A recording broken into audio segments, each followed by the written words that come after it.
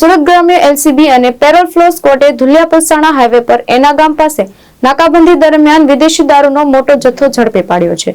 પોલીસે કન્ટેનરમાંથી 48.61 લાખ રૂપિયાનો દારૂ અને કુલ 66.32 લાખ રૂપિયાથી વધુનો મુદ્દામાલ કબજે કર્યો છે. સુરત ગ્રામ્ય પોલીસ અધિક્ષક રાજેશ ગઢિયાની સૂચનાના પગલે એલસીબીના પીએ આરબી પટેલ અને પેરોલ ફ્લો સ્કોડના પીએ એમઆર શકોરિયાના માર્ગદર્શન હેઠળ પીએસઆઈ એચસી મસાણીની ટીમ પેટ્રોલિંગમાં હતી. આ દરમિયાન એએસઆઈ શૈલેષભાઈ અને હેડ કોન્સ્ટેબલ જગદીશભાઈને બાતમી મળી હતી. બાતમીના આધારે ધુલિયા તરફથી એક બંધ બોડીનું કન્ટેનર વિદેશી દારૂનો જથ્થો ભરીને નવાપુર વ્યારા થઈ સુરત તરફ આવી રહ્યું હોવાની માહિતી મળી હતી. પોલીસે એના ગામના ઓવરબ્રિજ પાસે નાકાબંધી કરી કન્ટેનરને અટકાવ્યું હતું. કન્ટેનરની તપાસ કરતા જાણવા મળ્યું કે દારૂ છુપાવવા માટે આરોપીઓએ 52 જેટલી નવી ટ્રોલી બેગો આડશ તરીકે મૂકી હતી, જેની પાછળ દારૂનો મોટો જથ્થો છુપાવવામાં આવ્યો હતો.